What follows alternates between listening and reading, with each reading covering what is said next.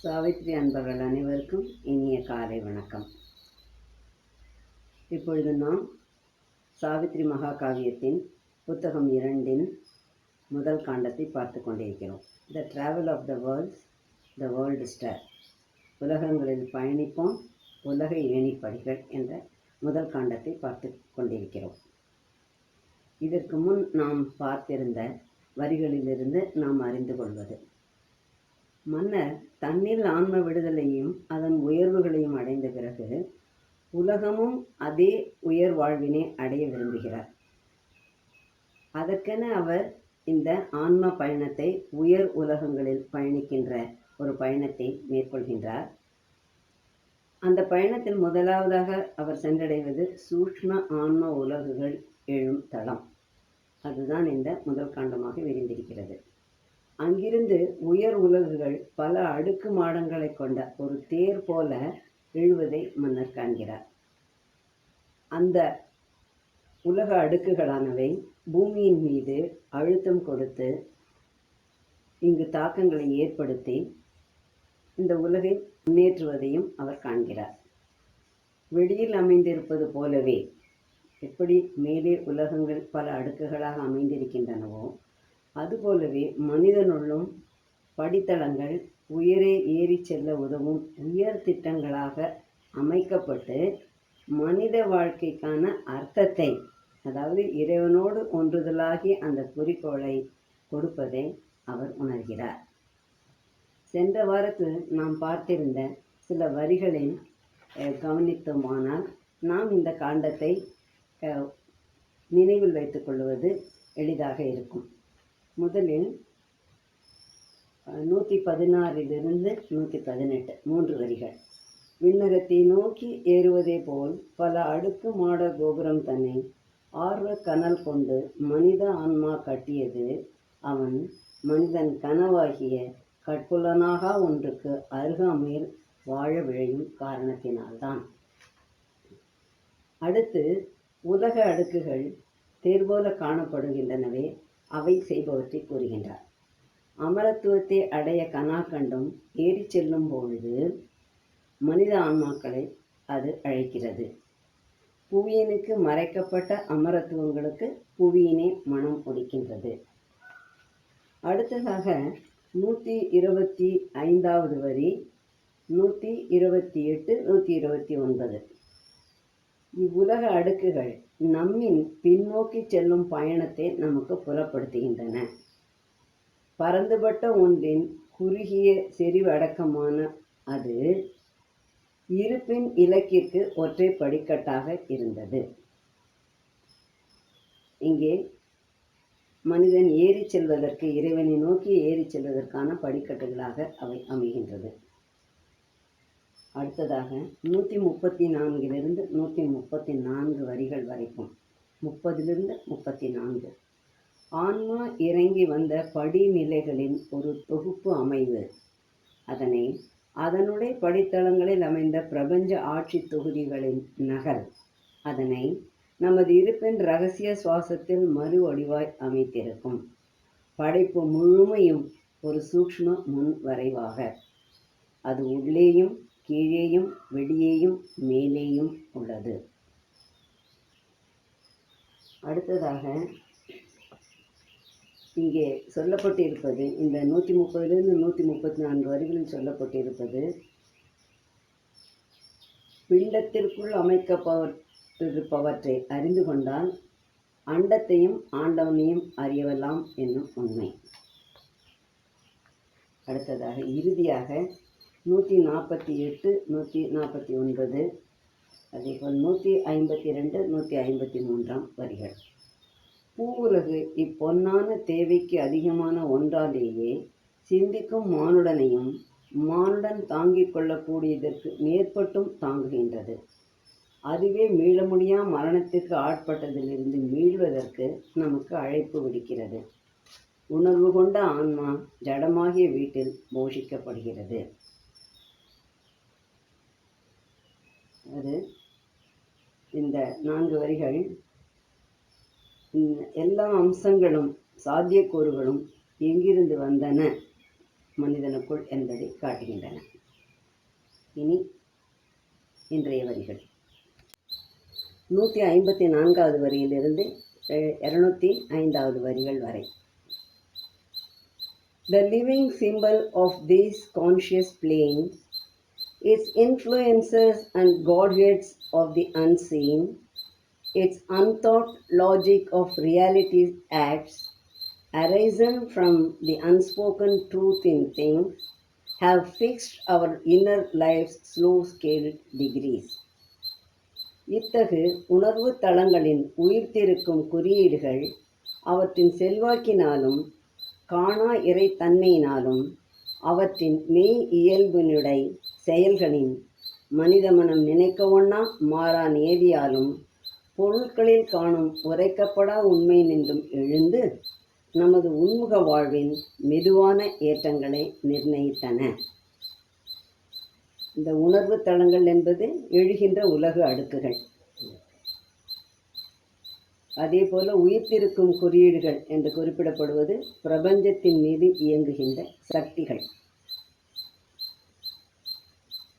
அதாவது அங்கே காணப்படுகின்ற உலகங்களில் சில குறியீடுகள் இருக்கின்றன, சிம்பல். அந்த குறியீடுகள் என்ன செய்கின்றனவாம்?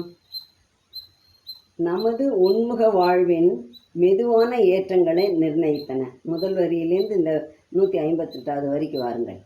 இத்தகு உணர்வு தளங்களின் உயிர்த்திருக்கும் குறியீடுகள் நமது உன்முக வாழ்வின் மெதுவான ஏற்றங்களை நிர்ணயித்தன. எவற்றை கொண்டு? அவற்றின் செல்வாக்கினாலும் காணா இறைத்தன்மையினாலும் அவற்றின் மெய் இயல்பினுடை செயல்களின், அந்த செயல்கள் எப்படி இருக்கின்றன? மனித மனம் நினைக்க ஒண்ணா மாறா நியதியாலும், மனித மனத்தினால் நினைக்க முடியாத அளவிற்கு அந்த மாறா நியதிகள், அதனுடைய மாறா நியதிகள் எங்கிருந்து எழுகின்றன? அவற்றின் மெய் இயல்பினுடைய செயல்களிலிருந்து. அதிலிருந்து எழுகின்ற மாறா நியதிகளை கொண்டும் அவை எங்கிருந்து எழுகின்றனவாம்? பொருட்களில் காணும் உரைக்கப்படா உண்மை நின்றும் எழுந்து. இருக்கின்ற ஒவ்வொரு பொருளிலும் ஒரு உரைக்கப்படாத உண்மை, அதாவது மெய்மை, பரம சத்தியமானது, இறைவனானவன் அங்கே குடியிருக்கின்றான். அதை நம்மால் பார்க்க முடியாது, அதை வாயால் உரைக்கவும் முடியாது. அப்படிப்பட்ட உண்மை நின்று இவை எழுகின்றன, இந்த குறியீடுகள். அந்த குறியீடுகள் செல்வாக்கு படைத்திருக்கின்றன, இறைத்தன்மை கொண்டிருக்கின்றன. அவற்றின் மெய்யியல்பின் செயல்களானவை மனித மனத்தால் நினைக்கக்கூட முடியாது. அதை வைத்துக்கொண்டு இவை நமது உன்முக வாழ்வில் மெதுவான ஏற்றங்களை நிர்ணயித்தன. மெதுவாகத்தான் செல்ல முடியும். இங்கே சொல்லப்படுவது என்னவென்றால், நமது உன்முக வாழ்க்கை எவற்றால் ஆளப்படுகின்றது? நாம் வெளி வாழ்க்கை ஒன்று வாழ்கின்றோம், உட்புறமாக ஒரு வாழ்க்கை வாழ்ந்து கொண்டிருக்கின்றோம். அந்த உன்முக வாழ்க்கை தான் நம்மை இறைவனை நோக்கி அழைத்து செல்கின்றது. அந்த உன்முக வாழ்க்கை எவற்றால் ஆளப்படுகின்றது? இந்த உலக அடுக்குகளின் காணப்படுகின்ற உயிர்த்திருக்கும் குறியீடுகளினால். அவை அவற்றின் செல்வாக்கினாலும் இறைத்தன்மையினாலும் மாற்ற ஒண்ணா நியதியாலும் நமது ஏற்றத்தை மெதுவாக அமைத்திருக்கின்றன. இதுதான் இந்த 5 வரிகளுக்கான அர்த்தம்.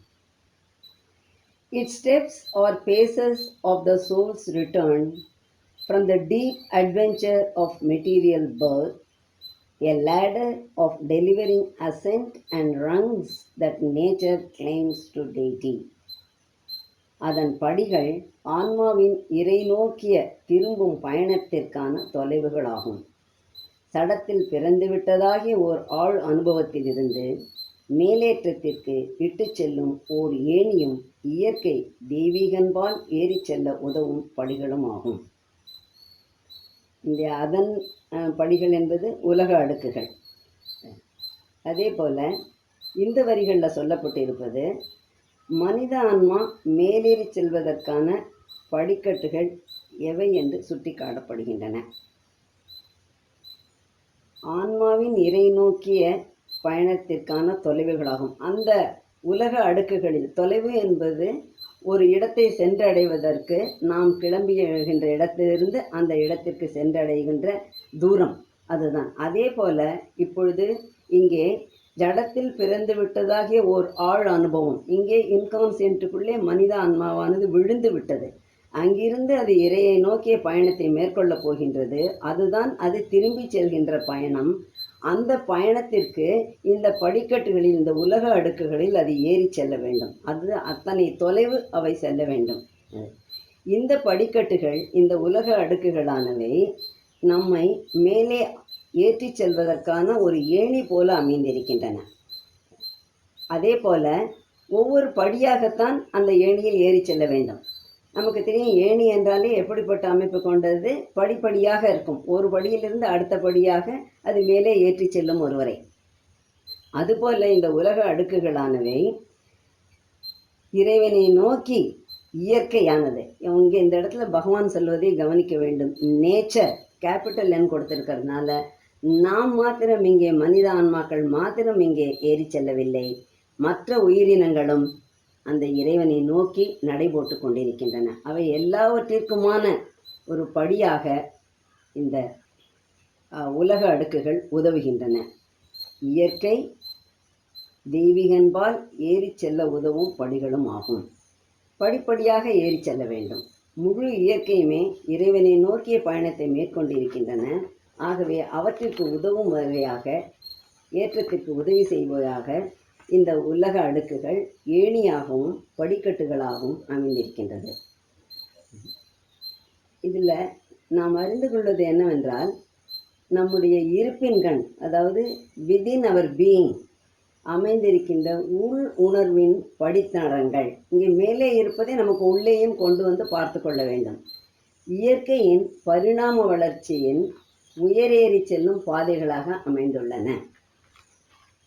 எப்படி புறமனத்திலிருந்து உள்ளே நாம் செல்ல வேண்டுமோ, ஒவ்வொன்றாக உள்ளே சென்று 3 விதமான மனநிலைகள் இருக்கின்றன, மனங்கள் இருக்கின்றன என்று லைஃப் டிவைனில் பார்த்தோம். அது புறமனதிலிருந்து பிறகு பிராணமயம், பிறகு மனோமயம் என்று போய்கொண்டே இருக்கின்றது. அதே போல் இன்னும் உள்ளே ஆழ்ந்து செல்லும் பொழுது நாம் மேலும் மேலும் அந்த உயரங்களை சென்று அடைய முடியும். ஆகவே இவை யாவும் உயரேறி செல்லும் பாதைகளாக அமைந்திருக்கின்றன.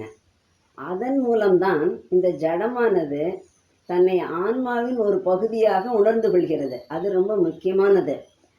அவை இருப்பதனால்தான் நாம் இந்த ஜடம் இப்பொழுது இந்த மெட்டீரியலாக வந்துவிட்டோம். உடல் எடுத்து ஒரு சட்டத்திற்குள் அடங்கிய உடலாக வந்துவிட்டோம்.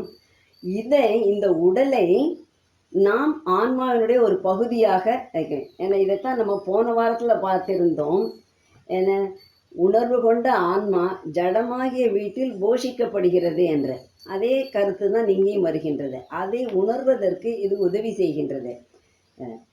அதே போல ஜட நிலையிலிருந்து விடுதலை அடைய வேண்டி முயற்சி செய்வதற்கும் இந்த உள் உணர்வின் படித்தரங்கள் உதவுகின்றன. அங்கே அவை இருந்துவிட மட்டும் செய்யவில்லை, ஏறி செல்வதற்கான உதவியும் அவை செய்கின்றன. அதுதான் இந்த வரிகளிலிருந்து நாம் தெரிந்து கொள்கின்றோம். Once in the vigil of her deathless gaze, these greats had marked her giant downward plunge, the wide and prone leap of a Godhead's fall. Our life is a holocaust of the Supreme. ஒருமுறை மரணமிலா கூர் பார்வையின் கண்காணிப்பினுள் இப்படித்தர நிலைகள் அவளுடைய கீழ்நோக்கி அசுர மூழ்குதலை குறித்து கொண்டு விட்டன.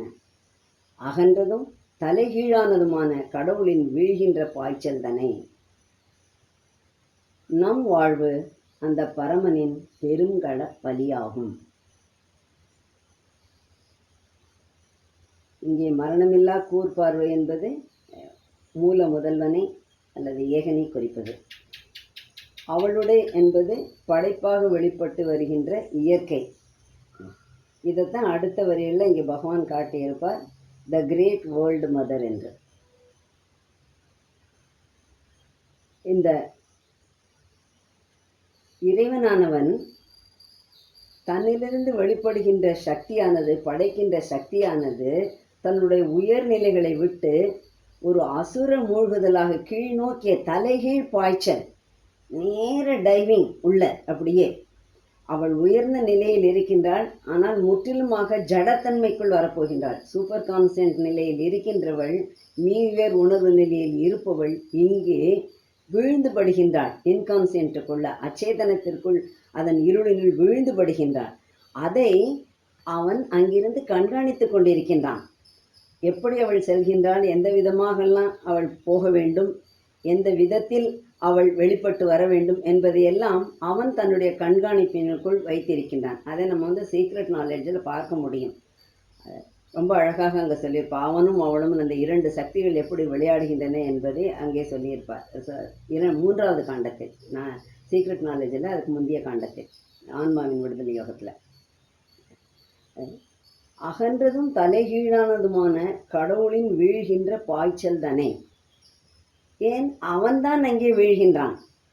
அவளாக வெளிப்பட்டு வந்து அவன் தன் இருளுக்குள் மூழ்குகின்றான். ஆனால் அவன் அங்கே மேலேயும் இருந்து கொண்டிருக்கின்றான். இதுதான் அதில் அழகு. என்னன்னு சொன்னால், அவன் அங்கும் இருக்கிறான், இங்கும் கீழேயும் வெளிப்பட்டு வந்து இருக்கின்றான். ஆனால் ஒரு சக்தியின் மூலமாக இங்கே வெளிப்பட்டு வருகின்றான். அந்த சக்தியை, அதனுடைய போக்கை அவன் கண்காணித்து கொண்டும் இருக்கின்றான். நம் வாழ்வு அந்த பரமனின் பெருங்கள பலியாகும். இது எபிகிராம், இந்த வரி. Our life is a holocaust of the Supreme, capital S. Supreme, எல்லாவற்றிற்கும் மூல முதல்வன், அதற்கு மேலே எதுவுமே கிடையாது. அவன் என்ன செய்கின்றான், இங்கே தன்னை பலி கொடுத்து கொண்டு கீழே இறங்கி வருகிறான். இது பெரும் ஒரு போர்க்களம். இந்த உலகமானது போர்க்களம். இங்கே அசுர சக்திகளுக்கும் நல்ல சக்திகளுக்கும் இடைவிடாமல் போர் நடந்து கொண்டே இருக்கின்றது. இதில் யார் வெல்ல வேண்டும், நல்ல சக்திகள் வெல்ல வேண்டும், தர்மம் தலை தூக்கி நிற்க வேண்டும் என்பதற்காக இறைவனே தன்னை அந்த களப்பலியாக கொடுத்து வருகின்றான்.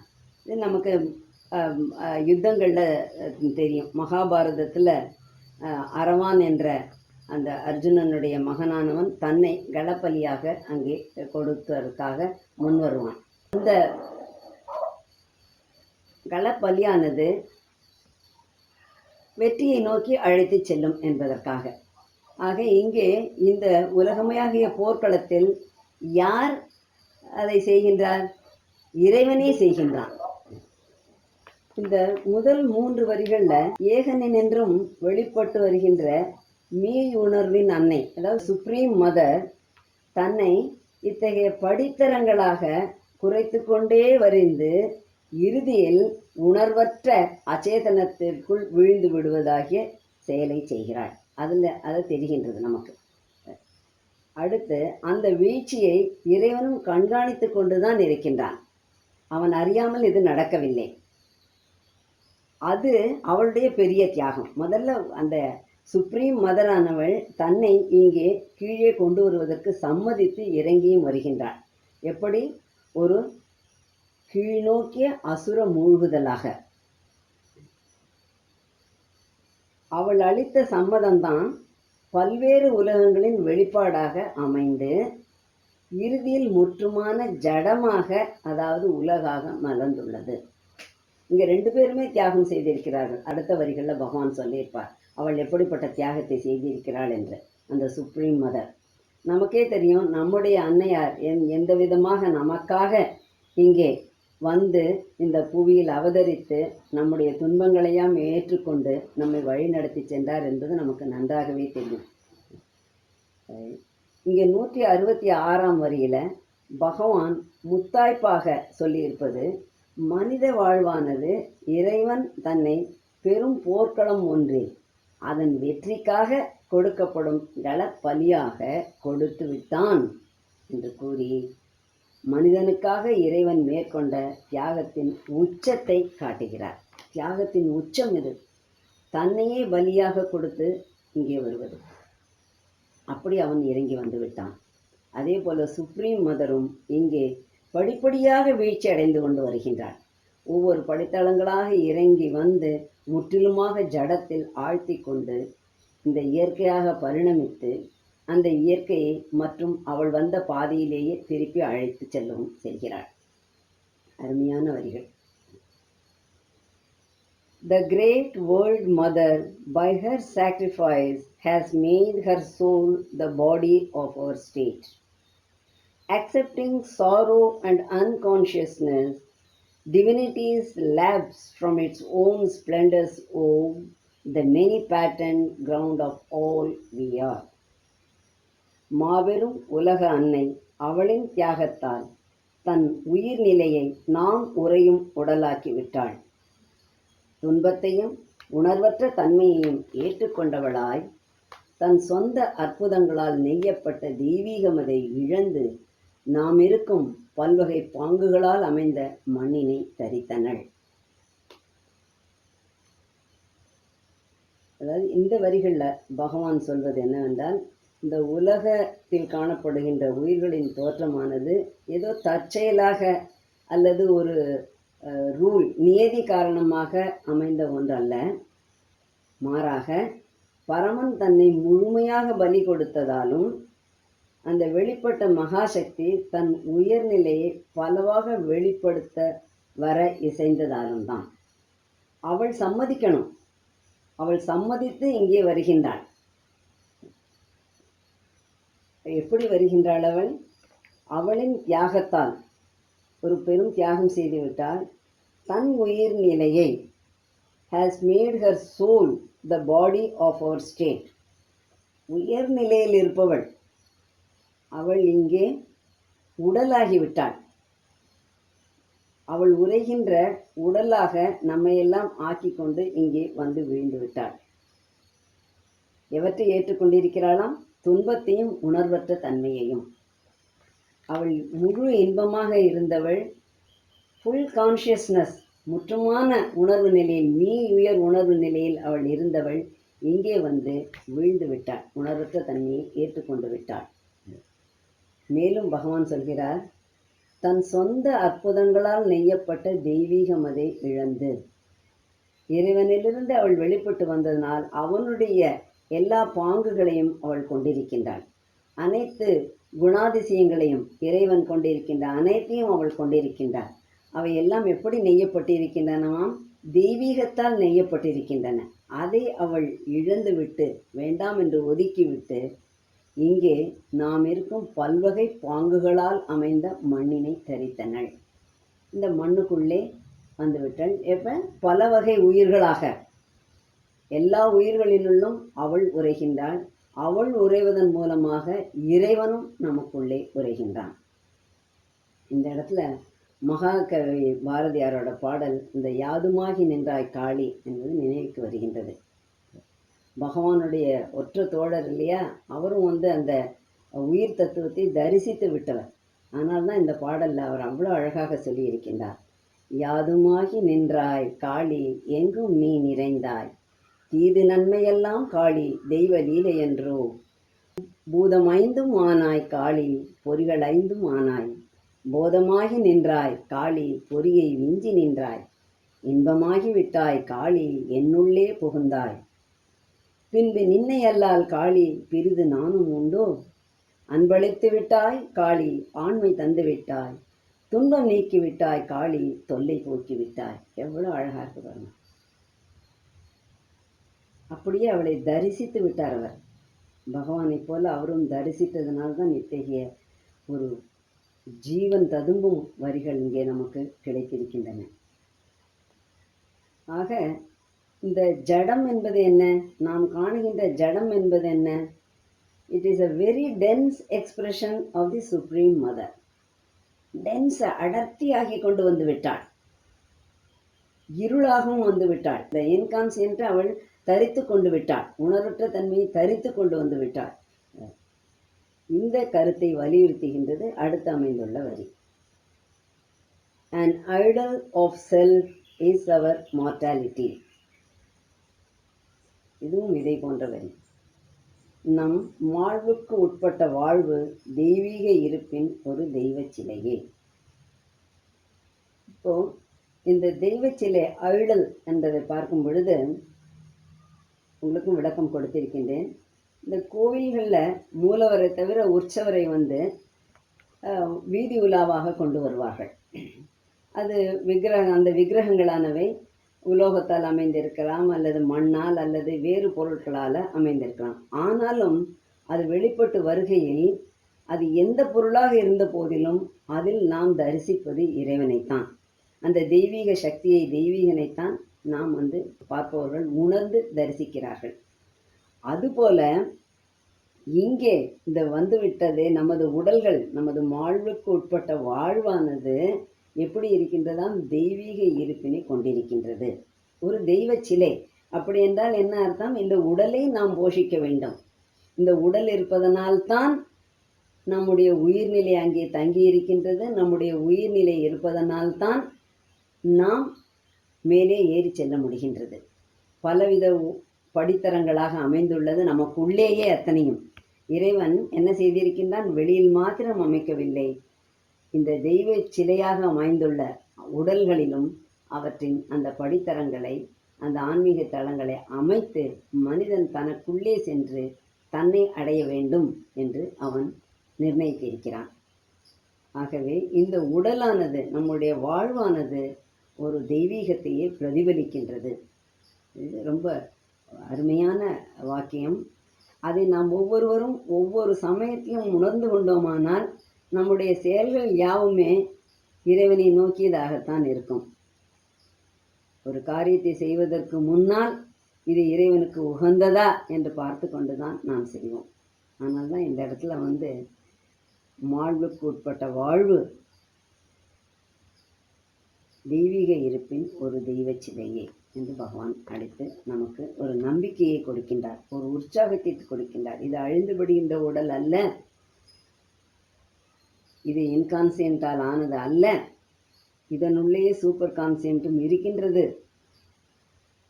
இதை கொண்டு நீ தெய்வீகனை, இறைவனை அடைய முடியும்.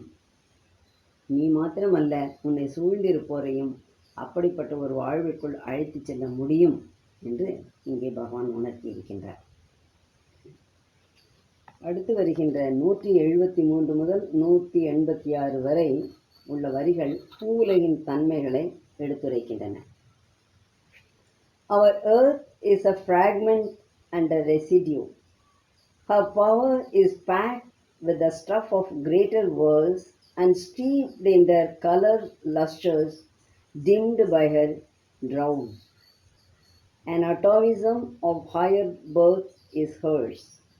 Her sleep is stirred by their buried memories, recalling the lost spheres from which they fell.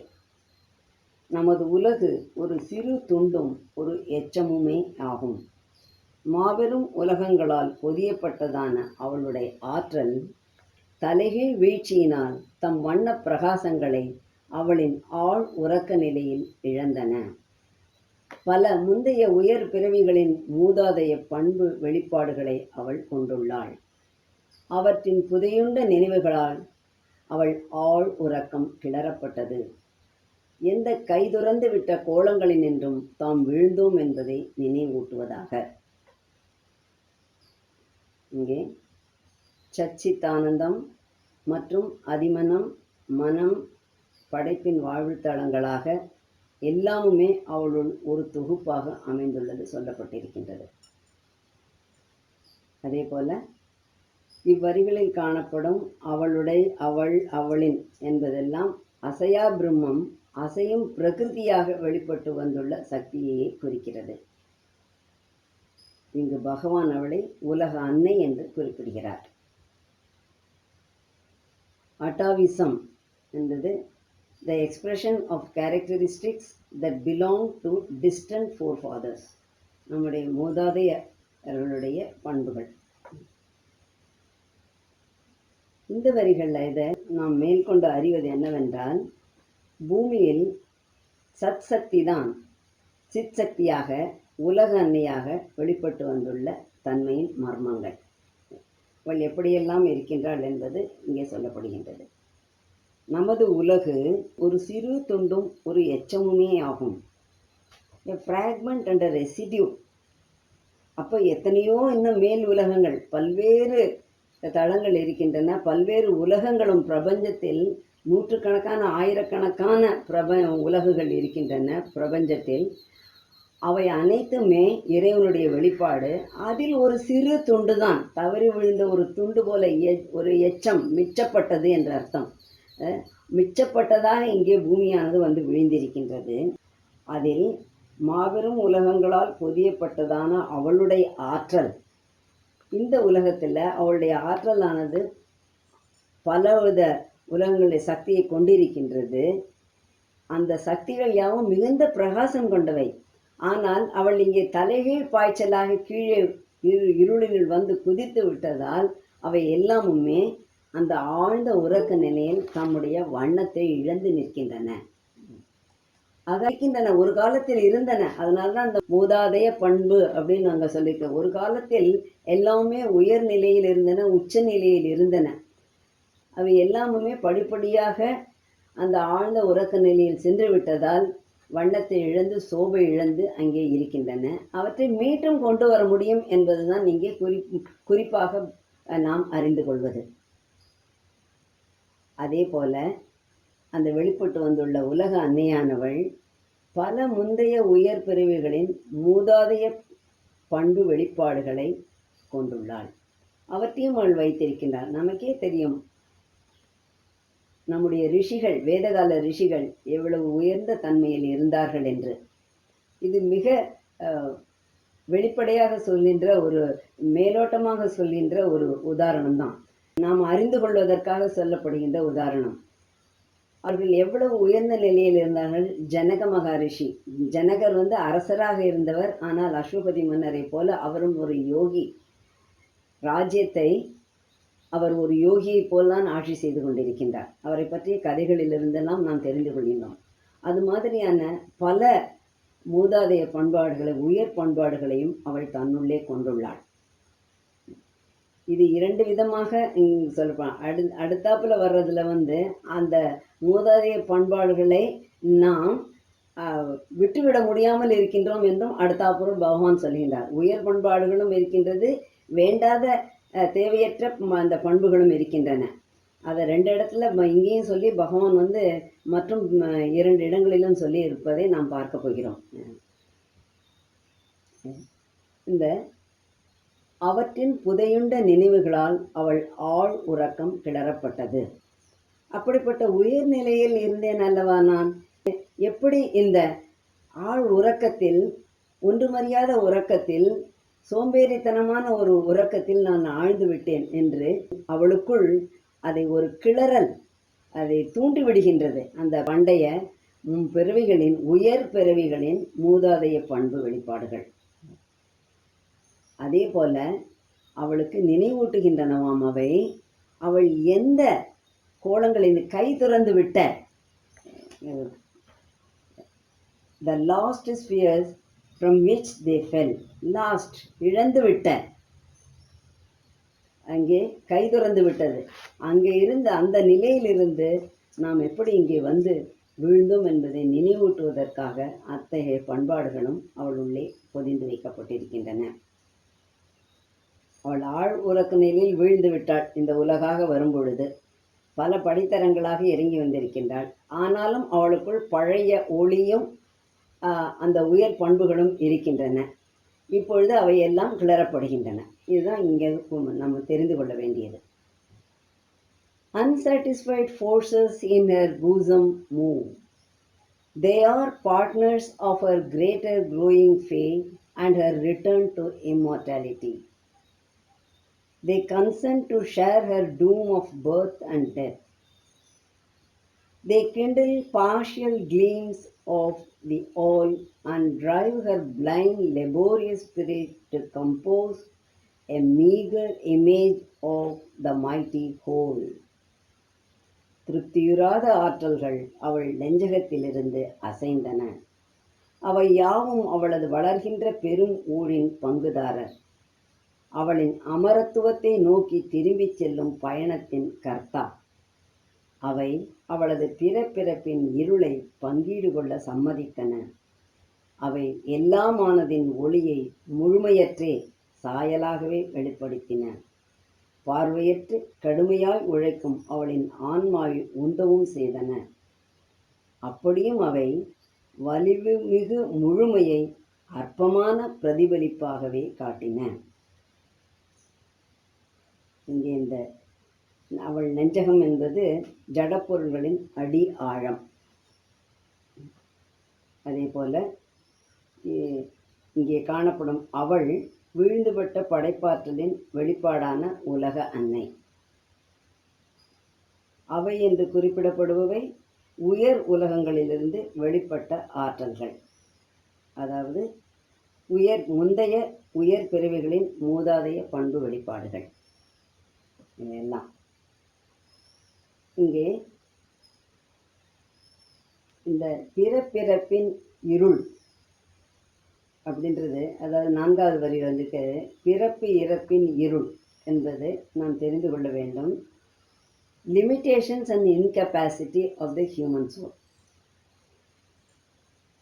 மனிதனாக வந்து விட்டதனால் அதற்கு லிமிட்டேஷன்ஸ் இருக்குது.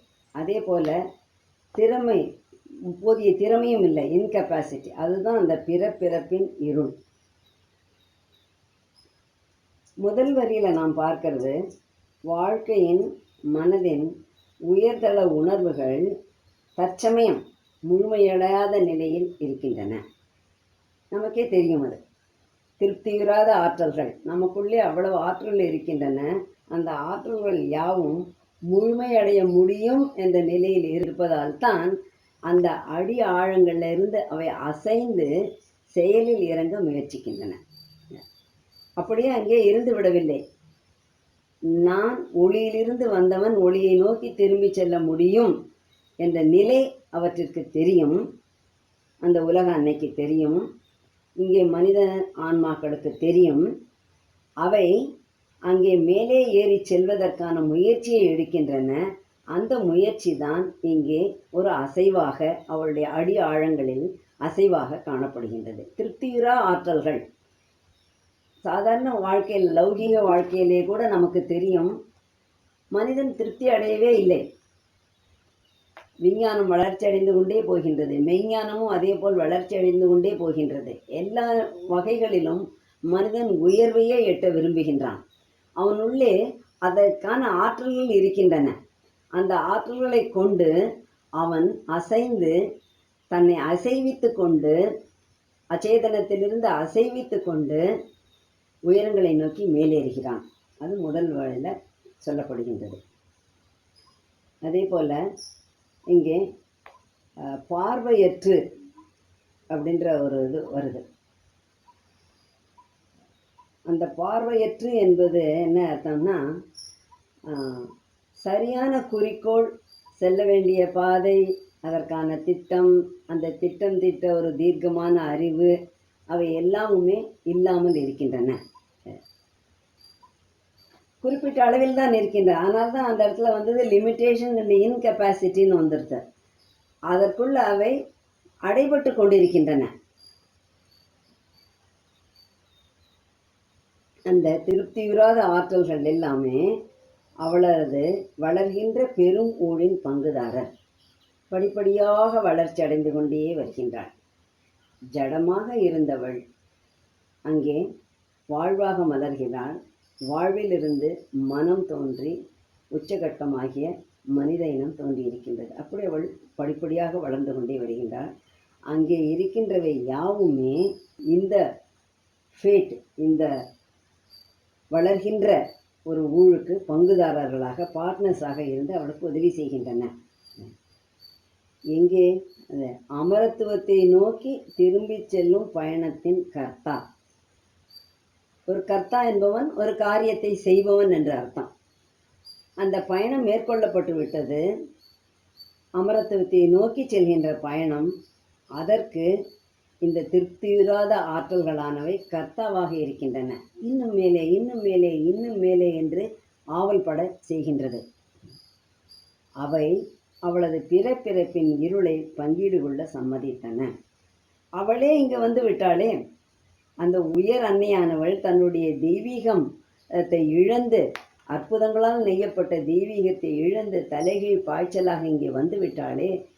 அதன் பிறகு அவள் இந்த மனிதனுக்குள்ளே காணப்படுகின்ற ஆற்றல்களும் அவள் இப்படி வந்ததை பங்கீடு செய்து கொள்வதற்கு சம்மதித்து விட்டன. ஓ, நாங்கள் இவற்றை ஏற்றுக்கொள்கிறோம், ஒரு பிறவியில் இங்கே வந்திருக்கின்றோம், இந்த பிறவியில் முடியாததை அடுத்த பிறவி எடுத்து நாங்கள் செய்து முடிப்போம், அதிலும் முடியவில்லையா அடுத்த பிறவி என்று பிறப்பு இறப்பு இரண்டையுமே அவை ஏற்றுக்கொள்ள சம்மதித்து விட்டன.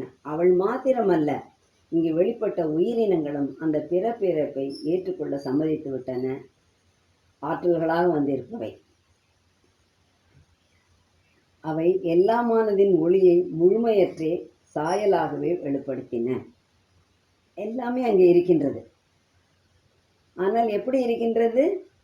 ஒரு சாயல், அதனுடைய ஒரு பர்ஃபெக்டா இல்லை, முழுமையாக அங்கே இல்லை.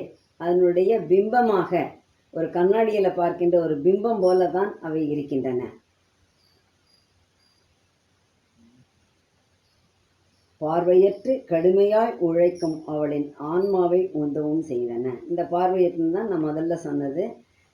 சரியான குறிக்கோளோ, ஒரு எந்த பாதையில் செல்ல வேண்டும், எந்த வழியை பின்பற்ற வேண்டும், இந்த மதமா அந்த மதமா, என்னுடைய ஸ்வபாவத்துக்கு ஏற்றதா, எனக்கு கொடுக்கப்பட்டதா என்றதையெல்லாம் தெரியாதபடி இருக்கின்றது. அதற்கான திட்டத்தையும் தீட்ட முடியவில்லை. இந்த திட்டத்தை தீட்டுவதற்கான தீர்க்கமான அறிவும் அங்கே இல்லை. ஆனால் இவை யாவுமே அந்த பார்வையற்று அப்படின்ற ஒரு இதில் வந்து விடுகின்றது. Blind or blind laborious spirit to compose கொடுத்துட்டு a meagre image of the mighty whole. எல்லாவற்றினுடைய எப்படி இருந்த போதிலும், அப்படியும் இப்படியெல்லாம் அதை செய்த போதிலும் வலிவுமிகு முழுமையை அற்பமான பிரதிபலிப்பாகவே காட்டின. முழுமையாக அதை காட்ட முடியவில்லை. லைஃப் டிவைன்லேயும் அதே பார்த்தோம். ஒரு பகுதியைத்தான் இந்த மனதால் அறிந்து கொள்ள முடிகின்றது. ஒன்றை பிரித்து பிரித்து பகுத்து பகுத்து பார்த்து அந்த ஒரு சிறு பகுதி அதற்கு புரிந்த உடனே அதை அது வைத்துக் கொள்கின்றது. மற்றொருவருக்கு இன்னொரு பகுதி புரிகின்றது, அவர் அதை வைத்துக் கொள்கின்றார். இப்படி பகுதி பகுதியான உண்மைகளாகத்தான் நாம் முழு உண்மையை, மொத்த உண்மையை அறிந்து கொள்கிறோம். இங்கே 180 182 வரிகள் அந்த ஆற்றல்கள் உதவுகின்ற வழிவகைகளை சொல்கின்றன. அது 183 186 வரிகள் பார்வை இல்லாமல் பார்வையற்று கடுமையாய் உழைக்கின்ற உலக ஆன்மா அவளுடைய முந்தைய உயர் பிரிவுகளின் மூதாதைய பண்பு வெளிப்பாடுகள் காரணமாகவே என்ன செய்கின்ற இன்று நாம் பார்க்கின்ற உலகத்தை இறைவனுடைய ஒளியை பாதி அளவே வெளிப்படுத்துவதாகவும் அவனின் முழுமையை பகுதியை பிரதிபலிப்பதாகவும் அமைந்து விட்டது என்று கூறுகின்றன. இதை கொஞ்சம் கவனமாக நம்ம பார்த்துக்கணும். முதல்ல இங்கே பார்த்தது அந்த உயர் பிரிவுகளின் மூதாதைய பண்பு வெளிப்பாடுகளை அவள் கொண்டுள்ளாள். இப்போ இந்த இடத்துல அந்த மூதாதைய பண்பு வெளிப்பாடுகள் இருக்கின்றனவே, அவை என்ன செய்கின்றனவாம்? பார்க்கின்ற உலகத்தை இறைவனுடைய ஒளி பாதியளவே வெளிப்படுத்துகின்றன. அதே பண்பு அங்கே உயர்வாக இருக்கின்றது. அவளுக்குள்ளே அவளை கிளறி விழிப்படைய செய்கின்றது. இங்கே நமக்குள்ளே வந்துவிட்ட அந்த மூதாதைய பண்பாடுகள் என்ன செய்கின்றன? இறைவனுடைய ஒளியை பாதி அளவே நமக்கு காண்பிக்கின்றன, பாதி அளவே வெளிப்படுத்தி இருக்கின்றன. அதே போல அவனுடைய முழுமையையும் பகுதியே இங்கே பிரதிபலித்திருக்கின்றன. முழுமையாக அவை கொண்டு வரவில்லை. இரண்டு விதமாக அவை செயல்படுகின்றது. ஒன்று, இயற்கை அன்னை, அந்த உலக அன்னை வரும் பொழுது அவளுக்குள்ளே அந்த நினைவுகளை நாம் எந்த கைவிட்ட கோலத்திலிருந்து வீழ்ந்து விட்டோம் என்பதை நினைவூட்டுவதற்காக அங்கே அவளுள்ளே உயர்வாக செயல்படுகின்றன. இங்கே மனித ஆன்மாக்களுள் வரும் பொழுது அதே பண்பாடுகள் என்ன ஆகின்றன? இறைவனுடைய முழுமையை முழுவதுமாக காட்டவில்லை, சாயலாகவே காட்டுகின்றது. அவனுடைய ஒளியை பாதியளவே காட்டுகின்றது. இதே கருத்தை பகவான் புத்தகம் 1 2ஆம் காண்டத்திலும் காட்டியிருக்கின்றார். வரிகள் 41 47. These new oblivious personalities and keep still lurking in our conscious acts, the trail of old forgotten thoughts and deeds, disown the legacy of our buried selves, the burdensome heirship of our vanished form, accepted blindly by the body and soul. முந்தைய பிறவியை முற்றிலும் மறந்துவிட்ட புதிய ஆளுமைகள் நமது உணர்வுள்ள செயற்பாடுகளில் இன்னமும் பதுக்கி வைத்திருக்கும் மறந்துவிட்ட பழைய எண்ணங்களையும் வினைகளையும் ஒரு வழித்தடமாக புதைந்துவிட்ட நம் முன்னோரின் மரபு உரிமையினை ஏற்றுக்கொள்ள மறுக்காது வாரிசு உரிமை என பெரும் சுமையாக நமது வாழ்வில் அழிந்து போய்விடும் உடல்தனிலும் ஆன்மாதனிலும் குருட்டுத்தனமாக ஏற்கிறோம் அப்படின்னு இந்த ஆன்மாவானது அவற்றையெல்லாம் குருட்டுத்தனமாக ஏற்றுக்கொண்டு வந்து விட்டது என்று சொல்லியிருந்தார். அதே போல புத்தகம் 7 த புக் ஆஃப் யோகாவில் 2ஆம் காண்டத்தில் ஆன்மாவை தேடுதலின் உருவக கதையிலும் பகவான் கூறியிருப்பார். அது சாவித்திரிக்கு காட்டப்பட்டிருக்கின்றது. On a dim ocean of subconscious life, a formless surface consciousness awoke. A stream of thoughts and feelings came and went. A foam of memories hardened and became a bright crest of habitual sense and thought, a seat of living personality, and recurrent habits mimicked permanence. அங்கேயும் அதை காட்டியிருக்கின்றார். அவை மறுபடி வந்து ஒரு நுரை போல அந்த நுரை திரண்டு திரண்டு திரண்டு மேலே ஒரு கிரஸ்ட், ஒரு அழுத்தமான மூடியாக அங்கே படிந்து விட்டது. நம்மளுடைய பழக்க வழக்கங்களாக அது படிந்து விட்டது. அதை சாவித்திரி பார்ப்பாள். ஏன் இப்படி இருக்கின்றது என்று அவள் பார்க்கும் பொழுது, உயிரினங்கள் ஏன் இப்படி ஆகிவிட்டன என்று பார்க்கும் பொழுது இந்த ஒரு உண்மை அவளுக்கு தெரியும். இந்த 2 இடங்களிலும் இந்த மூதாதையரின் பண்பாட்டை பற்றி பகவான் விளக்கி இருக்கின்றார். The calm and luminous intimacy within approves her work and guides the unseeing power.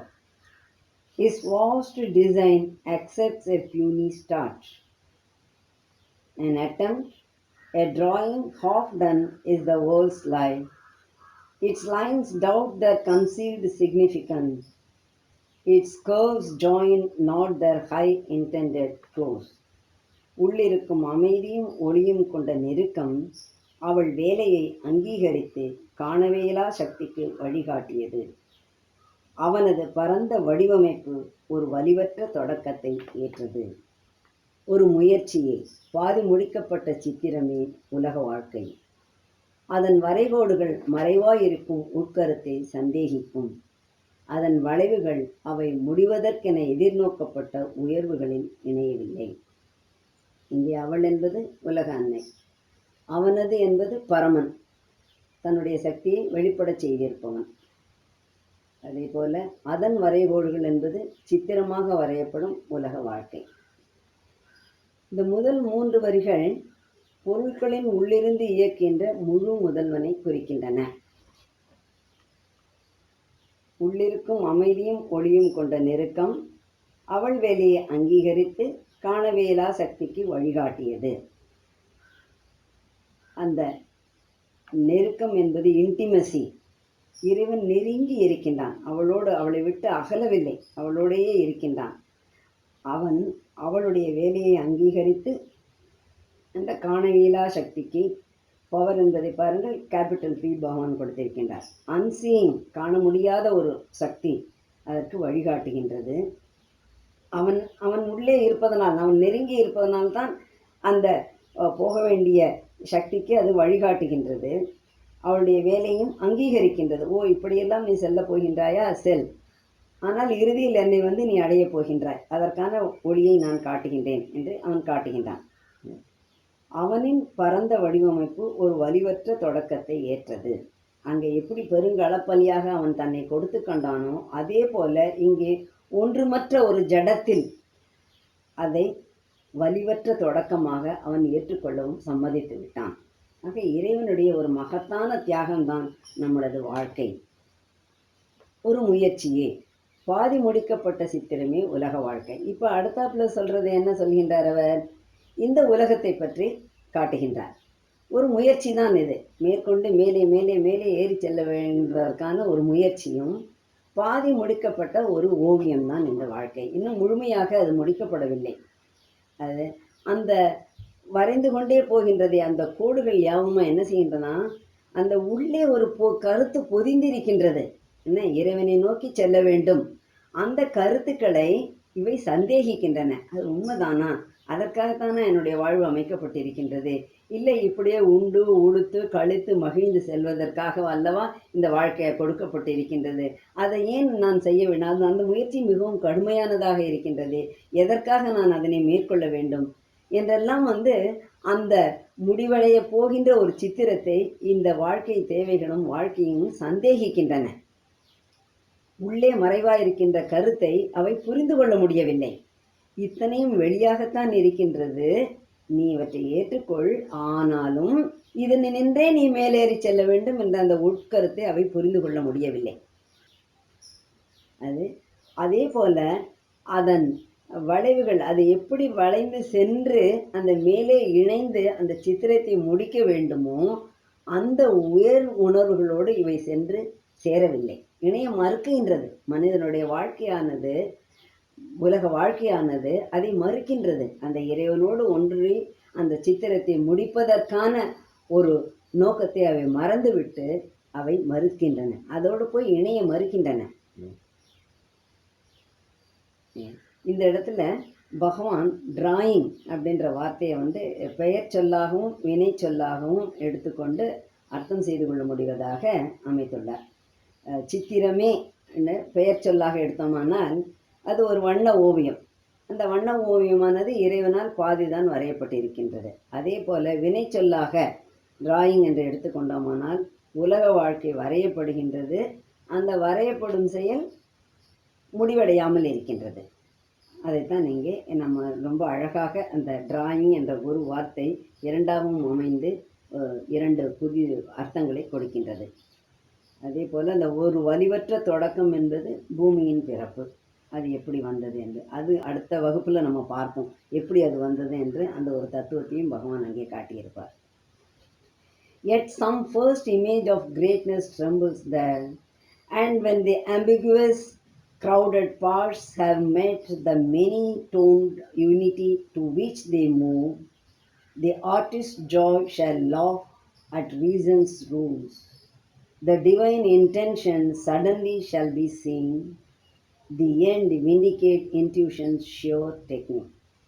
இருந்தும் சில மகத்துவம் கொண்ட முதற் பிம்பங்கள் ஆங்கே நடுங்கின, மற்றும் தெளிவற்ற கூட்டமான பகுதிகள் சந்தித்து கொண்டு பல சந்தங்களின் ஒருமையை நோக்கி அவை நகரும் பொழுதில் அந்த கலைஞனின் களிப்பு பகுத்தறியும் அறிவின் விதிகளைக் கண்டு நகைக்கும். தெய்வீகனின் நோக்கம் திடீரென்று காணக்கூடும். முடிவானது உள்ளுணர்வின் நிச்சயமான உத்திதனை நீப்பித்து காட்டும். இந்த வரிகளில் இறைவனாகிய கலைஞன் தான் படைக்கின்றவற்றை ஓர் ஓவியம் தீட்டுகின்ற வண்ண சித்திரம் என்றது அதற்கு ஒப்பிட்டு பகவான் காட்டுகின்றார். அதே போல் இங்கே நாம் அந்த 193வது வரி 94 அதை எடுத்துக்கொண்டு பிறகு 196 படித்து அதன் பிறகு அந்த 195 197 படித்தோமானால் அர்த்தம் நன்றாக புரியும். மற்றும் தெளிவற்ற கூட்டமான பகுதிகள் சந்தித்து கொண்டு பல சந்தங்களின் ஒருமையை நோக்கி அவை நகரும் பொழுதில் தெய்வீகனின் நோக்கம் திடீரென்று காணக்கூடும். அந்த கலைஞனின் களிப்பு பகுத்தறியும் அறிவின் விதிகளைக் கண்டு நகைக்கும். முடிவானது உள்ளுணர்வின் நிச்சயமான உத்திதனை மெய்ப்பித்து காட்டும். இதில் முதல் வரியில் சொல்லப்படுவது என்னவென்றால், அந்த அவன் வரைகின்றானே அந்த வடிவங்களில் முதற் பிம்பங்கள் ஒரு சக்தி கொண்டு நடுங்குகின்றன. நடுங்குகின்றன என்றால் என்ன? அசைவுற்று அதிர்வுறுகின்றன என்றுதான் அர்த்தம். சில மகத்துவம் கொண்ட முதற் பிம்பங்கள் ஆங்கே நடுங்கின. அவ்வளவு சக்தி கொண்டவையாக அவை இருக்கின்றன. அப்புறம் அங்கே காணப்படுகின்ற தெளிவற்ற கூட்டமான பகுதிகள் சந்தித்து கொண்டு சிதறி கிடக்கின்றன. எல்லாமே அவை எல்லாமே ஒன்று சேர்ந்து கொண்டு பல சந்தங்களின் உரிமையை நோக்கி அவை நகரும் பொழுதில், அதாவது பல இசையாக அங்கே இருக்கின்றது. ஒரு மொத்த இசை வடிவமாக அவை கொடுப்பதற்கு விரும்புகின்றன. அதை நோக்கி அவை நகர்கின்றது. அப்பொழுது என்ன ஆகின்றது? தெய்வீகனின் நோக்கம் திடீரென்று காணக்கூடும். அப்படி நகரும் பொழுதில்தான் அந்த இறைவன் என்ன நினைத்திருக்கின்றான், இந்த உலகு எதுவாக ஆக வேண்டும், எதனை எட்ட வேண்டும், இதனுடைய முடிவு எப்படி இருக்க வேண்டும் என்பது எல்லாம் திடீரென்று அவை பார்க்கக்கூடும், அவற்றால் தரிசிக்க இயலும். அப்பொழுது இந்த மனிதன் கொண்டிருக்கின்ற பகுத்தறிகின்ற ரீசனிங் மைண்ட் இருக்கு இல்லையா, அந்த பகுத்து பகுத்து பார்த்து அது புரிந்து கொள்கின்றதே, அதனுடைய விதிகளை கண்டு இறைவனானவன் நகைக்கின்றான். ஓ, இப்படியெல்லாம் நீ நினைத்து கொண்டு வர முடியும் என்று இருக்கின்றாயா? இப்படிப்பட்டதான அறிவை வைத்து கொண்டா நீ வர நினைக்கின்றாய்? இல்லை, இது இல்லை, இந்த அறிவை கொண்டு உன்னால் வர முடியாது. ஆனால் தான் அந்த கோல்டன் லிட் மேலே இருக்கின்றதை மறைக்கின்றது. அந்த கோல்டன் லிட், அதாவது ரீசனிங் மைண்ட், அந்த அறிவு ஞானமானது மறைக்கின்றது. இறைவனை நோக்கி சூப்பர் கான்சியன்ஸோடு இணைவதை அது தடுக்கின்றது. அது தகர்க்கெறியப்பட வேண்டும். அது அஸ்வபதி மன்னருக்கு நடக்கும். அதே போல இங்கே அந்த பகுத்தறிகின்ற அறிவின் விதிகளை கண்டு இறைவன் நகைக்கின்றான். நீ பார்த்திருக்கின்றாய், இது இணையப் போகின்றாய், ஆனால் உன்னுடைய பகுத்தறிவை கொண்டு நீ இருந்தால் அது செய்ய முடியாது என்று. முடிவானது உள்ளுணர்வின் நிச்சயமான உத்திதனை மெய்ப்பித்து காட்டும். இறுதியில் கடைசி த ஃபைனல் ஒன், உள்ளுணர்வு, அந்த இன்ட்யூட்டிவாக நமக்குள்ளே இருக்கின்ற அந்த உணர்வு நிச்சயமான உத்தி. இது எல்லாத்தையும் களைந்து விடு, இது எல்லாத்தையும் தூர போட்டு விடு, இவை எதுவுமே உனக்கு உதவாது. அந்த ஒன்றினை உணர வேண்டும் என்ற ஆர்வமும் அவனுடைய உதவியும் தான் இங்கே உன்னை அங்கே எட்டு செல்லும். ஆகவே அந்த உள்ளுணர்வின் நிச்சயமான உத்திதனை மெய்ப்பித்து காட்டும். இந்த உயர்வானது உலக அன்னை மனித ஆன்மாக்களை மேலே எடுத்து கொண்டு செல்கின்றாளே, அதற்கு எவை உதவும் என்பதை இங்கே செல்கின்றார். இதை நம்முடைய வாழ்க்கையிலையும் நம்மால் பார்த்து அறிந்து கொள்ள முடியும். எல்லா நிகழ்ச்சிகள் அவ்வப்பொழுது நடக்கும் நிகழ்ச்சிகளை நாம் பார்க்கின்றோம். அதையெல்லாம் ஒத்திசைவற்றதாக இருக்கின்றது. என்ன இதனோடு இது ஒத்து போகவில்லையே என்றெல்லாம் நாம் நினைத்து கொண்டிருப்போம். ஒன்றுக்கொன்று பொருந்தா ஏறுமாறாம் நிகழ்ச்சிகளே இங்கே இருக்கின்றதுன்னு முன்னாடி பார்த்துருக்கோம். அது அந்த புக் ஆஃப் ஃபேட்டில் நம்ம பார்த்துருந்தோம். அது போக போக வாழ்க்கையில் நடக்கின்ற பல சம்பவங்களை நாம் நினைத்து பார்க்கும்போது நம்முடைய வாழ்க்கை எவ்வளவு மிகச் சிறப்பாக அமைக்கப்பட்டிருக்கிறது என்று நம்மால் புரிந்து கொள்ள முடியும். அது இறைவன் என்ன செய்கின்றானா, ஒன்றில் குறை வைத்து மற்றொன்றில் நிறையை வைத்து அந்த இரண்டையும் சரிசமமாக்கி விடுகின்றான். அவன் ஒரு காலம் குறையாகவே வைத்திருப்பதில்லை, ஒரு காலம் நிறையாகவே வைத்திருப்பதில்லை. குறையும் நிறையுமாக கலந்து மனித வாழ்க்கையை அமைத்து குறை நிறைகளை ஒன்று சேர்த்து பார்க்கும் பொழுது அது ஒரு முழுமையான வாழ்வாக, அந்த ஆன்மா அடையப்பெற வேண்டிய வாழ்வாக அங்கே அளிக்கப்பட்டிருக்கின்றது அவற்றிற்கு. அதை நாம் உணர்ந்து கொள்வோம். இதை நம்முடைய வாழ்க்கையில் நம்ம பார்க்கும் பொழுது, பல நிகழ்ச்சிகள் பார்க்கும் பொழுது நாம் அறிந்து கொள்வோம். ஓ, அதற்காகத்தான் அது நடந்தது இல்லையா, நான் அந்த நேரத்தில் இறைவனை போய் மதரை போய் கோவிச்சுட்டேன், போய் உட்காந்து அவங்ககிட்ட கம்ப்ளைண்ட் பண்ணி உட்காந்தேன், ஏன் இப்படி கொடுத்தேன்னு சொல்லிட்டு இதோ இன்றைக்கு தெரிகின்றது ஏன் அதற்கான காரணம், அது ஏன் நடந்தது என்பது எனக்கு இப்பொழுது புரிகின்றதுன்னு நாம் பின்னால் உணர்ந்து கொள்வோம். இதையே ஆழ்ந்து சிந்தித்து பார்த்தோமானால் பரமன் ஒவ்வொரு மனிதனுக்கும் உரியதை மட்டுமே அளித்து அம்மனிதனுடைய வாழ்க்கையை நிறைவு செய்திருக்கிறான். அந்த உண்மையை நாம் உணர்ந்து கொள்வோம். ஏன் எனக்கு இப்படி நடந்திருக்குன்னு சொன்னால் நம்முடைய வாழ்க்கை நிறைவடைவதற்காகத்தான் இறைவன் அப்படி அளித்திருக்கின்றான். அன்னையினுடைய செயல்பாடுகள் அனைத்துமே நம்முடைய வாழ்வை நிறைவு செய்வதற்காகவே அமைக்கப்பட்டிருக்கின்றன, கொடுக்கப்பட்டிருக்கின்றன. அவள் அமைத்து இங்கே கிடைப்பதுதான் நமக்கு எல்லாமுமே. இந்த 189லேருந்து 195 வரிகள் இந்த உலக அமைவு, அதாவது அமைவு திட்டத்தை விளக்கின. A graph shall be of many meeting worlds, a cube and union crystal of the gods. A mind shall think behind nature's mindless mass, a conscious vast fill the old dumb brute space. ஆதி மூலம் வரைகின்ற ஒரு வரைகட்டம் பல உலகுகளின் சந்திப்பிடமாகலாம். ஒரு சரிசமமாய் அமைந்த திண்மமும் கடவுளர் ஒன்றிணைந்த ஸ்படிகமும் ஆம். வெளிப்படையாய் செயலாற்றும் மனமற்ற இயற்கையின் பின்னே ஒரு மனம் சிந்தனை செய்யும். பரந்ததோர் உணர்வு பழைமையான மூகமான பண்படா வெளியை நிரப்பும். இங்கே திண்மம் என்று சொல்லப்பட்டிருப்பது மிக சரியாய் கோட்பாடு நிலைப்பட்ட வடிவம். ரொம்ப வெரி துல்லியமாக, அதற்கு மேலே அதில் குறையே சொல்ல முடியாது. அப்படிப்பட்ட ஒரு துல்லிய அமைப்பு, அது நிலைப்பட்ட வடிவம். அதுதான் இந்த திண்மம்னு சொல்கிறது. அது இயற்கை வெளிப்பட்டு வருதலையும் படைப்பையும் குறிக்கின்றது. இந்த திண்மம் என்பது என்ன? இயற்கையானது வெளிப்பட்டு வருகின்றது அல்லவா, அது படைக்கின்ற உலகு. அது மிகவும் துல்லியமாக இருக்கின்றது. ஒரு இடத்துல கூட அதனுடைய கணக்கு தவறுவதில்லை. அதே போல் கியூப் என்பது இந்த 6 சம சதுரங்களை கொண்டு அமைந்த ஒரு ஜியோமெட்ரிக் வடிவம் இல்லையா, ஒரு குறியீடு. அதனுடைய எந்த சைடை எடுத்துக்கொண்டாலும் ஒரே மாதிரி அதை அமைக்கப்பட்டிருக்க, அந்த கியூப் அமைக்கப்பட்டிருக்கிறது சம சதுரங்களை கொண்டு அமைக்கப்பட்டிருக்கும். அதே போல தான் இங்கே படைப்பானது மிகவும் துல்லியமாக அமைக்கப்பட்டிருக்கின்றது, அமைந்து வருகின்றது. அமைக்கப்பட்டதோடு மட்டுமல்ல, இனிமேல் அமையப்போவதும் அப்படித்தான் வரப்போகின்றன. ஏனென்றால் இப்பொழுது இருப்பதில் இருந்துதான் அடுத்தது வர வேண்டும். இந்த மனம் என்ற நிலையில் இருந்துதான் அதிமனமானது வர வேண்டும். அந்த அதிமனமும் இங்கேயே இன்வல்யூஷனாக வந்து பொதிந்து வைக்கப்பட்டிருக்கின்றது. அதற்கான உரிய காலம் இன்னும் வரவில்லை. ஆதலால் அது வெளிப்படாமல் இருக்கின்றது. ஆகவே அந்த படைப்பானது எல்லாவற்றையும் மிக துல்லியமாக கணக்கிட்டு இங்கே கொண்டு வந்து சேர்த்திருக்கின்றது. அதே போல இந்த crystal, union crystal of the gods அப்படின்றதும் கூட கடவுள படைக்கின்றானே, அந்த அனைத்து படைப்பு ஆற்றல்களும் ஒன்றிணைந்த வடிவம்.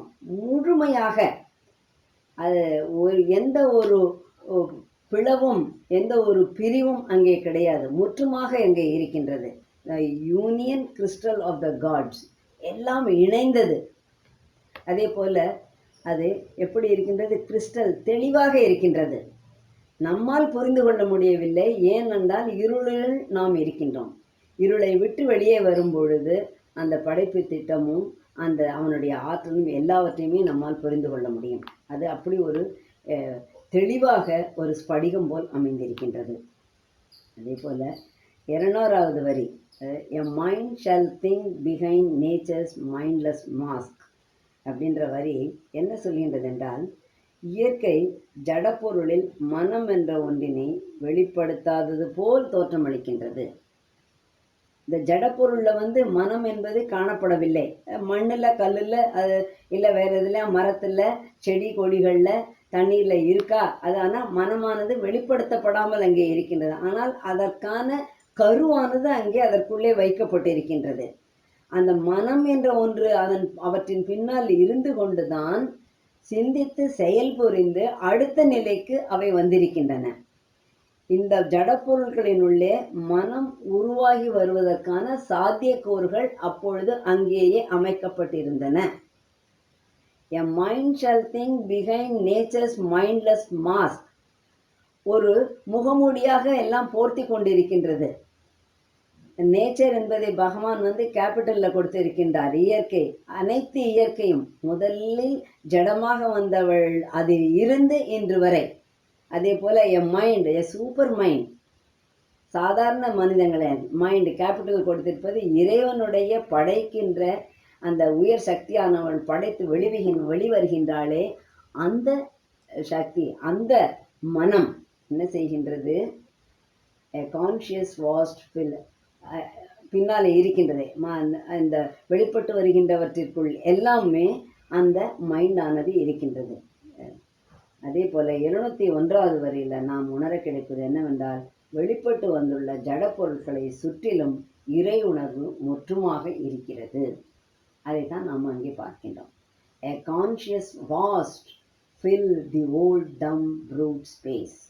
Vast capital V, பரந்தது, அளவுக்கு அடங்காதது, எதற்குள்ளும் அதனை கொண்டு வர முடியாது. சொல்லால் கொண்டு வர முடியாது, பார்வையால் கொண்டு வர முடியாது, எண்ணத்தால் கொண்டு வர முடியாது.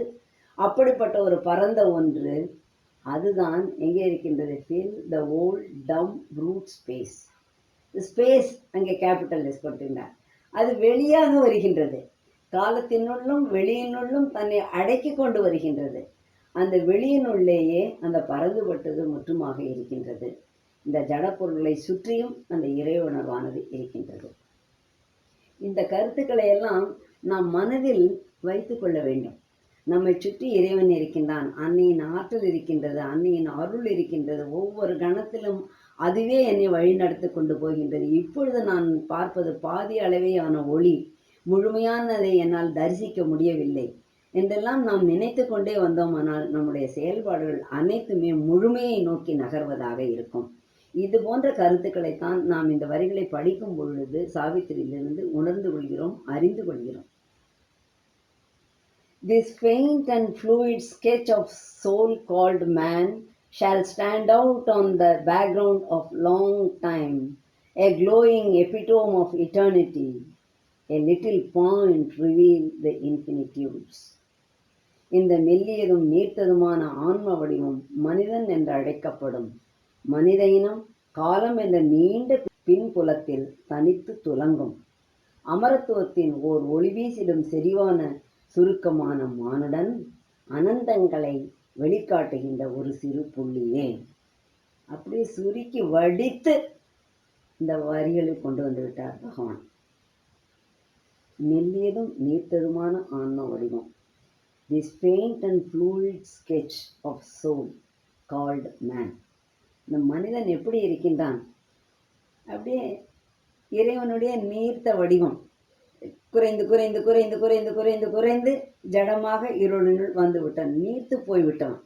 முழு இறைமை அவனிடம் இல்லை, ஆனால் அதில் ஒரு துளியானது அங்கே இருக்கின்றது. ஃப்ளூயிட், அப்படியே நெகிழ்ந்து போகின்ற தன்மையாக இருக்கின்றான். அப்படிப்பட்ட ஒரு வடிவத்தின் மனிதன் என்று அழைக்கப்படுகின்றான். அந்த மனித இனமானது எப்படி இருக்கின்றதா? நீண்ட காலத்தை பின்புலமாக கொண்டிருக்கின்றது. பல யுகங்கள், பல லட்சக்கணக்கான ஆண்டுகள், ட்ரில்லியன்ஸ் ஆஃப் இயர்ஸ், கணக்கிடவே முடியாது. அதை தன்னுடைய பின்புலமாக கொண்டிருக்கின்றது. எதற்கு? முன்னேறி வருவதற்கு. தன்னுடைய மனம் கொண்ட நிலையிலிருந்து அடுத்த நிலையை நோக்கி நகர்வதற்காக இந்த காலத்தை, டைம் கேபிட்டல் டி கொடுத்திருக்கார் பகவான், அந்த காலத்தின் உட்பட்டு வந்திருக்கின்றது. ஒரு பிறவி இத்தனை ஆண்டுகள், இனி அடுத்த பிறவி அடுத்த ஆண்டுகள், இப்படி என்று அந்த மனிதன், ஒரு மனிதனை எடுத்துக்கொண்டோமானால் அவன் பல பல பிறவிகளில் பிறந்து வந்து அந்த மூலத்தை அடைகிறான். அவனுடைய பின்புலமானது காலமாக இருந்து கொண்டிருக்கின்றது. உடல் அங்கே வெளிப்பட்டு வந்து கொண்டிருக்கின்றது. அந்த வெளிப்பட்ட உடல்களில் அவன் முன்னேற்றம் அடைகின்றான். மூலத்தை நோக்கி செல்வதற்கான பாதையை அவன் வழிவகுத்து கொண்டே போகின்றான். A glowing epitome of eternity, a little point reveal the infinitudes. மனிதன் என்பவன் எப்படியாம்? A glowing epitome of eternity, அமரத்துவத்தின் ஓர் ஒளி வீசிடும் செறிவான சுருக்கம். எல்லாவற்றையும் பொதிந்து இந்த மனிதனுக்குள்ளே இறைவன் வைத்திருக்கின்றான். அவனுக்குள்ளேயே அனைத்தும் இருக்கின்றன. அவனை கீழிருக்கக்கூடிய சக்திகளும் அவனுள்ளே இருக்கின்றன, அவனை உயர்த்துகின்ற சக்திகளும் அவனுள்ளேயே இருக்கின்றன. அவன் எதை தேர்ந்தெடுத்து கொண்டு போகின்றானோ அது அவனுடைய பாதையாக ஆகிறது. அனந்தங்களை வெளிக்காட்டுகின்ற ஒரு சிறு புள்ளியே. அனந்தம், ஸ்ட்ரெச் ஆஃப் டைம், போய்கொண்டே இருக்கின்றது. ஆதி மனிதன் தோன்றிய நாள் முதல் இன்று வரை மனித இனம் வந்து கொண்டே பல பல ஆண்டுகளை கடந்து கொண்டே வந்து கொண்டே இருக்கின்றது. ஆனாலும் அவன் எப்படி இருக்கின்றான்? இன்னமும் ஒரு சிறு புள்ளியாகத்தான் இருக்கின்றான். அந்த எல்லாவற்றினுள்ளும் பார்க்கும் பொழுது, இயற்கையினுள்ளே பார்க்கும் பொழுது அவன் ஒரு சிறு புள்ளிதான். ஆனால் அவனுக்குள்ளே எல்லாமும் செறிவடக்கமாய் இருக்கின்றது. இதுதான் நம்ம வேற எங்கேயுமே வெளியில போய் பார்க்க வேண்டிய அவசியமே கிடையாது. எல்லாமே நமக்குள்ளேயே இருக்கின்றன. இறைவன் அப்படி நம்மை படைத்து இங்கே அனுப்பி இருக்கிறான். ஆனால் எப்படி இருக்கின்றான்? அவன் மெல்லியதும் நீர்த்து போயும் இருக்கின்றான். ரொம்ப ஃபெயிண்ட் அண்ட் ஃப்ளூயிட் அந்த தன்மையில் அவன் இருக்கின்றான், உறுதியாக இல்லை. இன்றைய வரிகள் மிகவும் அற்புதமான வரிகள். நம் வாழ்க்கை எங்கே நம் அமைந்துள்ளது, எதை நோக்கி போகிறது, யார் இங்கே அந்த விதமாக இறங்கி வந்தது, அவன் செய்வது அவள் செய்வது எல்லாவற்றையும் இன்றைய வரிகளில் நாம் பார்த்திருந்தோம். அன்னைக்கும் பகவானுக்கும் நன்றி.